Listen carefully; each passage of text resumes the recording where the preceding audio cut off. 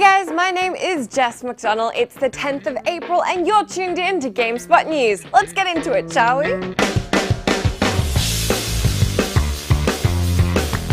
First up, graphics have not been letting us down today, the first example of which is the gorgeous Watch Dogs PC trailer. The sun is shining, kids are playing catch, Aiden is standing around being moody, and gamers are breathing a sigh of relief that the open world game might be just as pretty as we were hoping. The trailer came from Ubisoft and Nvidia with the intention of showing off the high-end graphics that those of you lucky enough to have a beefy PC can expect to get out of the game. Ubi Montreal and Nvidia worked together to add the HBAO Plus tech, which is designed to create more realistic shadows, as well as incorporate TXAA anti-aliasing effects. In other Watch Dogs news worth knowing about, we've been getting even more hints that the PS4 version will be running at 1080p.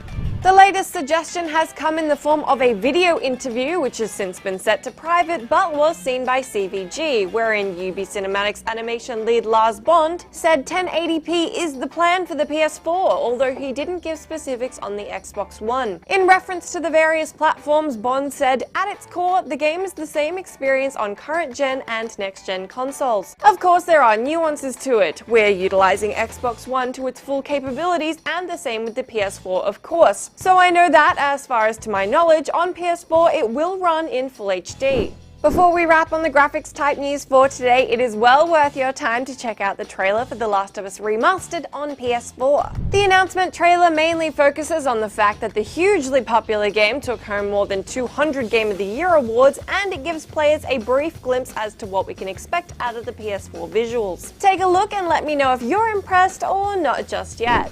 Lastly, Sony has a new game coming out and it's got zombies in it, so I guess that trend isn't dead yet, because it's undead.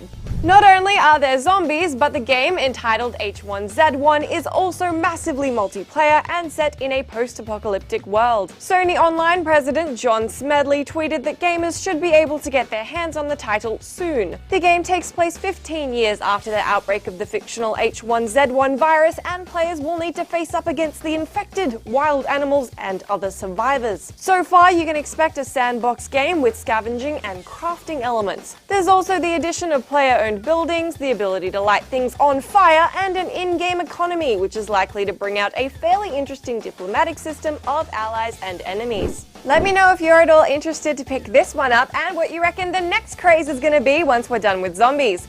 You can leave me your thoughts in that comment section below or on my Twitter, where I'm at Jess McDonald. Those are all the things that I have to tell you about today, but tomorrow I've got my top 5 favorite gaming news stories of the week, so if you need to get all caught up, that'll be the place to do it.